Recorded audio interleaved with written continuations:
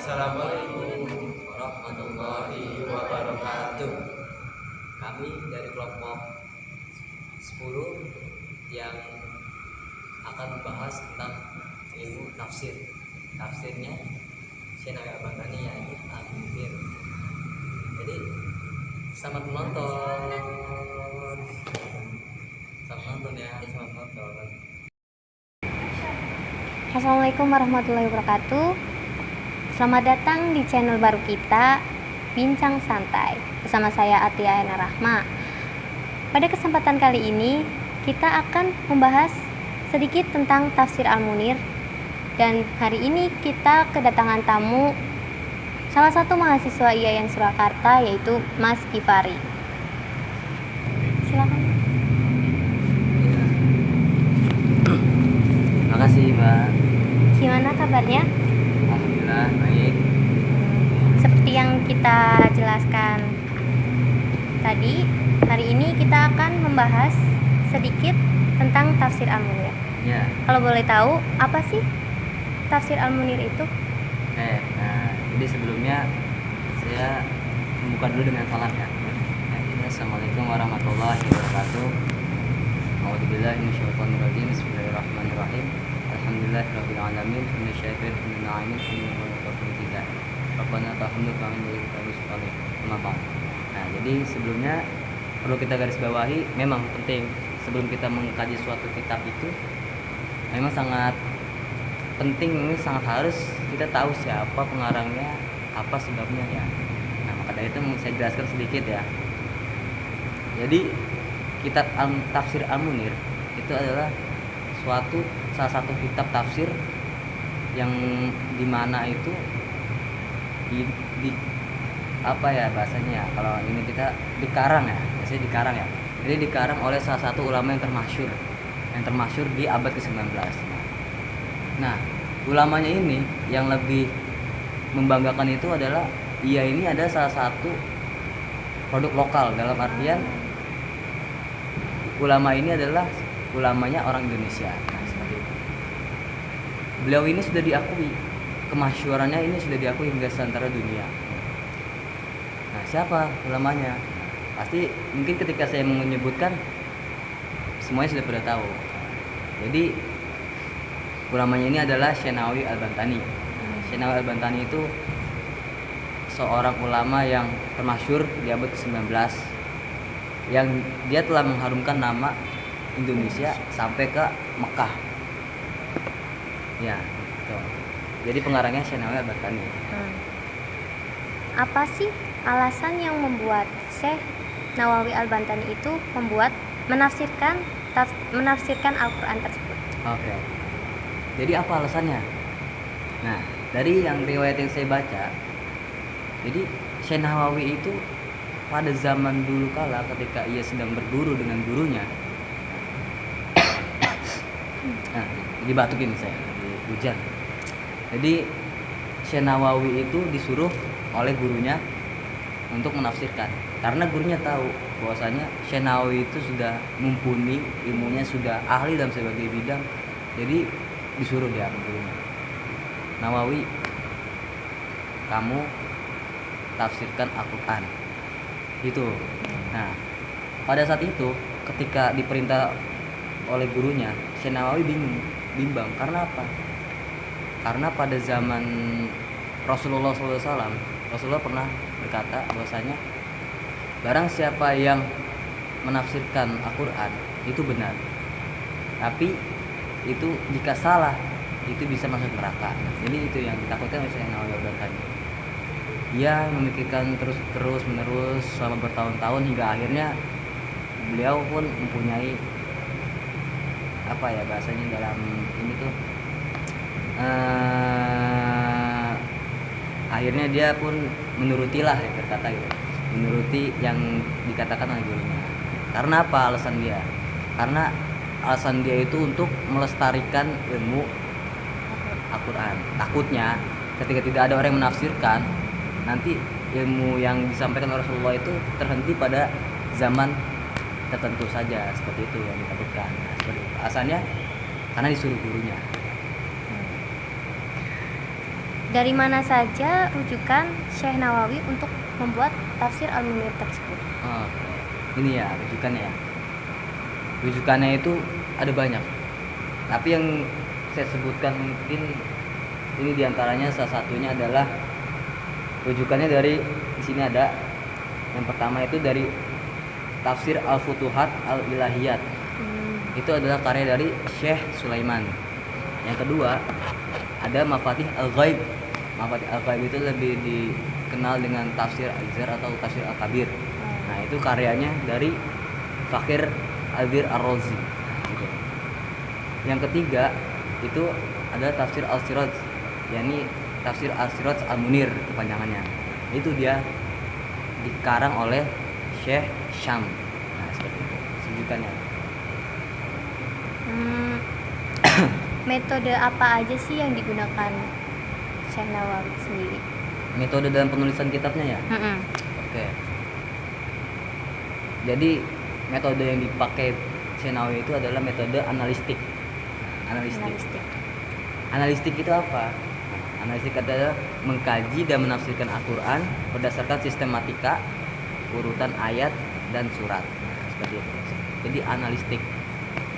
Oh ya. Boleh jelaskan sedikit isi kitab tersebut? Oke. Boleh. Oke. Bismillahirrahmanirrahim.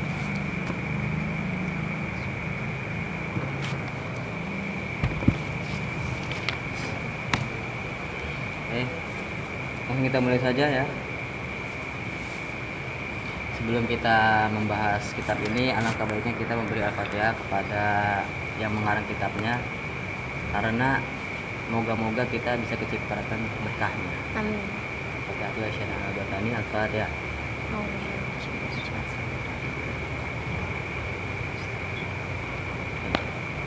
Jadi kita langsung mulai saja ya. Kita langsung mulai ke penafsiran di Al-Baqarah ayat 1 sampai 3. A'udzubillahi minasyaitonirrajim. Bismillahirrahmanirrahim. Alhamdulillahi rabbil alamin arrahmanir rahim maliki yaumiddin. Iyyaka na'budu wa iyyaka nasta'in ihdinas siratal mustaqim siratal ladzina an'amta 'alaihim ghairil maghdubi 'alaihim waladdallin. Oke. Bismillahirrahmanirrahim. Alif lam mim. Dzalikal kitabu la raiba fihi hudal lil muttaqin. Al-ayat. Di sini dijelaskan bahwasannya Bismillahirrahmanirrahim. Alif lam mim. Qala sya'ba wa jama'atan lam wasairul huruf al-hijaiyah fi awail surah minal mutasyabbih. Jadi bahwasanya alif lam mim itu di kitab Syekh Nawawi ini menjelaskan tentang yang namanya alif lam mim itu adalah sebuah sir, rahasia. Yang dimana rahasia itu hanya Tuhan yang tahu. Dan alif lam mim itu terdiri dari huruf hijaiyah di awal surat, dan dia termasuk dari ayat mutasyabbih. Apa itu mutasyabbih? Di sini mutasyabbih ini adalah ayat yang memang tidak diketahui artinya. Jadi tidak ada yang tahu artinya. Jadi kita sebagai manusia itu janganlah yang namanya mentang-mentang kita pinter atau apa, mentang-mentang kita berasa sok, kita mencoba-coba untuk menafsirkan dari alif lam mim tersebut. Nah, itu karena alif lam mim itu hanya Allah yang tahu. Nah, al-mutasyabbih itu di dalam seluruh Quran itu dia tuh terdapat 14 dari 24 surat. 24 surat dari 114 surat di Al-Quran. Jadi di antara alif lam mim itu contoh dari ayat al-mutasyabbih itu adalah Qaf, Nun, nah, terus alif lam ra, Yasin. Nah, itu seperti al-mutasyabbih. Nah, terus lanjut ya di ini ya. Alladzi infaradallahu bi'amilihi wa hiya sirrul Qur'an. Nah, seperti yang kita ketahui bahasanya alladzi infaradallahu, bahasanya emang Allah yang tahu. Alif lam itu emang Allah yang tahu. Enggak ada yang makhluk yang tahu selain Allah. Karena apa? Wa hiya sirrul Qur'an, bahasanya itu adalah rahasianya Quran. Rahasia yang terdapat di dalam Al-Qur'an. Itu alif lam mim tersebut. Nah, kita bahwasanya di sini Syekh Al-Bantani itu mengutip dari salah satu sahabat Rasulullah, yakni Abu Bakar ya.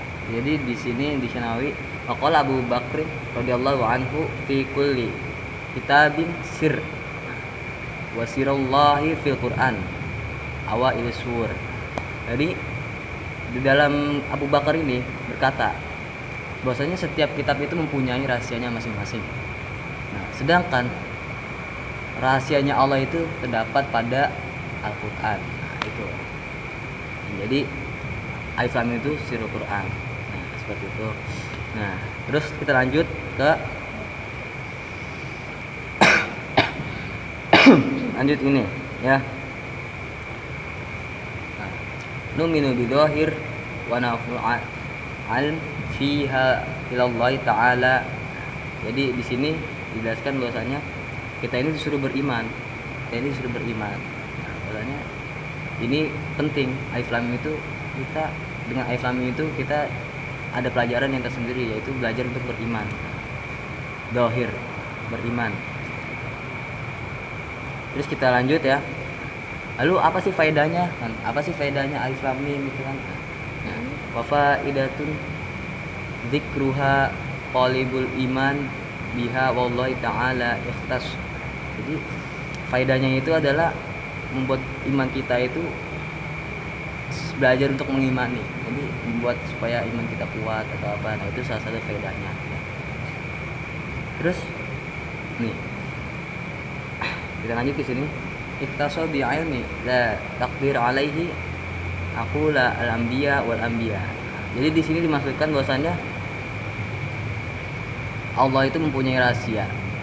Allah itu mempunyai kekhususan yang di situ para anbiya itu tidak mengetahui para anbiya. Itu jadi Allah itu mempunyai kekhususan yang di situ para nabi pun nggak tahu sakit khususnya. Nah, lanjut wal ikhtasu anbiya bil ulama. Jadi apa ya bahasanya ya? Jadi dan para nabi itu mempunyai kekhususan tersendiri yang itu ulama itu nggak tahu. Nah, seperti itu.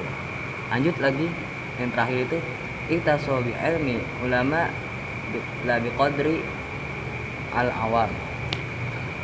Jadi di sini ulama itu dia tidak apa ya? Dia itu juga mempunyai kekhususan tersendiri yang dimana orang awam itu nggak paham, nggak tahu. Jadi itu di setiap tingkatan itu, di setiap tingkatan sosial, tingkatan antara nabi dari Allah, nabi dan ulama dan sebagainya itu mempunyai sesuatu yang kekhususan yang dimana mereka saja yang tahu sendiri, bukan orang lain bahwa ini kita tahu seperti itu. Nah, kita lanjut ya. Minhu fi kulli kitab. Oke. Kita lanjut di sini. Dalikal kitabul la raiba fi. Jadi jika kita raiba fi, jadi kitab ini adalah yang tidak ada keraguan di dalamnya. Dalikal kitabul la raiba fi. Nah, ini di sini udah jelas ya. Jadi bahwasanya Al-Qur'an itu nggak ada keraguan, kita nggak boleh ragu sama Al-Qur'an itu, kita nggak boleh ragu. Kita harus yakin bahwasanya Al-Qur'an itu memang benar-benar diturunkan untuk umat manusia menjadi pedoman hidupnya menuju jalan yang benar. Di sini jelaskan hadal kitab alladzi yaqra wa alaikum rahmatun la mata Muhammad sallallahu alaihi wasallam. Jadi di sini kitab ini itu adalah apa ya bahasanya ya? La syakka. Jadi kitab ini diturunkan kepada Nabi, Al-Qur'an ini diturunkan kepada Nabi yang di situ tidak ada keraguan, la syakka, tidak ada keraguan di dalamnya. La syakka fi annahu, karena bahwasanya min indi, karena bahwasanya Quran itu benar-benar dari sisiku. Nah, kan banyak kan, karena kan banyak ya apa ya pada zaman setelah ini banyak orang yang tidak mempercayai Al-Quran. Padahal jelas-jelas di sini jelaskan bahwasanya Al-Quran itu memang la syakka, jadi benar-benar nggak ada keraguan. Itu diturunkan oleh Nabi, diturunkan Allah dari Allah kepada Nabi. Nah, terus benar-benar la syakka, kita tuh jangan ragu. tidak ada keraguan dalamnya. Jadi kita nggak boleh ragu bahwasanya itu memang sudah kodratnya Allah menurunkan kepada kasihnya gitu. Nah terus ini ya, wa in amantum, kita lanjut, wa in amantum bihi hadaitukum wa in tu'minu bihi hadaitukum. Nah situ jelas wa in amantum, dan bahwasanya siapa yang beriman, kalian semua kan, hadaitukum, kalian akan mendapat hidayah. Hadaitukum, hidayah. Terus fa'in amantum beriman kan, terus wa illam tu'minu, dan bahwasanya yang tidak beriman bihi dengannya, adab tukum, nyanyi itu kepada Allah ya, bihi itu kepada Allah, adab tukum, bahwasanya ya akan kena adab. Seperti itu. Nah, jadi sudah jelas di Syekh Nawawi Al-Bantani ini menjelaskan bahwasanya memberi clue bahwasanya sini udah jelas wa in amantum, kalau kamu beriman, bahasanya gini, bahasa kitanya, kalau kamu beriman, kamu bakal mendapat hidayah, kata Allah gitu kepada hambanya. Tapi kalau kamu mengingkari, kalau kamu tidak beriman, nah, kamu bakal kena adabnya. Nah, gitu. Simpelnya gitu ya. Oh, iya.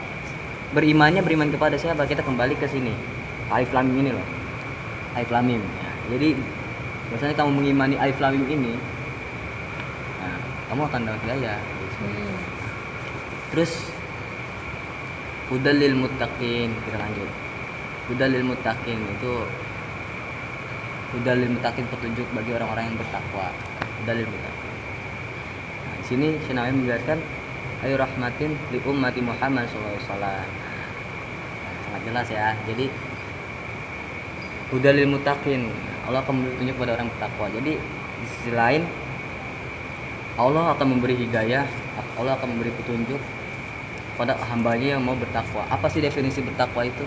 Nah, jadi bertakwa itu menjauhi larangannya, mematuhi perintahnya, seperti itu. Nah, itu yang definisi bertakwa ya. Nah, itu sedikit tafsiran dari saya ya, Al-Baqarah ayat 1 sampai 2. Itu sedikit, itu baru sedikit loh, baru 2 ayat loh. Baru 2 ayat. Nah, apalagi satu Quran. Ya sekian, Mbak. Gimana? Oke ya. Tadi udah kita jelaskan yang zalikal kitabul la raiba fi. Nah, sekarang kita lanjut nih penafsiran selanjutnya. Ya, ini adalah hudal lil muttaqin. Itu adalah petunjuk buat orang-orang yang bertakwa. Artinya apa maksudnya? Di sini Syekh Nawawi Al-Bantani menafsirkan ayu rahmatan di ummati Muhammad sallallahu alaihi wasallam. Jadi hudal muttaqin ini adalah takwa lah. Bertakwa itu kan menjauhi segala larangannya dan melaksanakan segala perintah. Bahwasanya di sini yang akan mendapatkan rahmat itu ya gini, yang akan mendapatkan rahmat kata Syekh Nawawi Al-Bantani ini adalah orang yang bertakwa yang akan mendapatkan rahmat. Seperti itu. Di ummati Muhammad, untuk umatnya Muhammad sallallahu alaihi wasallam. Seperti itu ya. Jadi sudah sangat jelas mungkin hudal muttaqin ini ya. Memang sedikit di Syekh Nawawi ini menjelaskan sedikit ringkas ya, karena mungkin emang penjelasan dari muttaqin ini sudah terjelaskan oleh ayat-ayat sebelumnya. Ini sebagai penjelas hudal muttaqin, juga buat orang-orang yang bertakwa. Jadi itu kesimpulan. Jadi yang saya mungkin itu yang bisa saya saya belajar bareng istilahnya, mah bukan mengajarkan ya, saya belajar bareng supaya kita sama-sama tahu, jangan hanya saya doang yang tahu. Karena bahwasanya dalam hadis itu ada ini, bukan hadis, dia bukan hadis maksudnya, tapi ini lupa lagi. Cut. Jangan jalan. Ulang. Ainu bilang amalin kasyirin guys nonorin. Pak, doa Allah. Oh ya udah. Nanti potong ya. Ya, jadi hadisnya ini seperti pepatah Arab. Al-ilmu bila amalin kasyajarin bila tamarin. Bahwasanya ilmu itu kalau bila nggak diamalkan bagaikan pohon yang nggak berbuah. Nah itu pengibaratkan antara, makanya lah kita nggak usah pelit-pelit lah sama ilmu kan.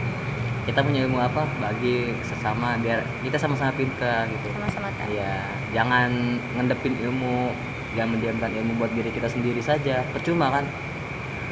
Jadi Soekarno itu malah justru lebih apa ya, lebih setuju dengan pemuda yang suka nongkrong tapi yang membicarakan, tapi yang ngobrol, saling bertukar ilmu, daripada kutu buku, orang yang sering baca buku tapi untuk dirinya sendiri. Nah seperti itu. Nah, mungkin ilmu ini aja yang bisa saya sampaikan. Saya kembalikan ke mbaknya lagi, silakan mbak. Terima kasih telah menonton acara dari kami. Mohon maaf jika karena kesalahannya, dan ambil saja yang benar-benarnya dan ikuti yang buruknya. Semoga bisa bermanfaat buat teman-teman semuanya. Oke. Assalamualaikum warahmatullahi wabarakatuh.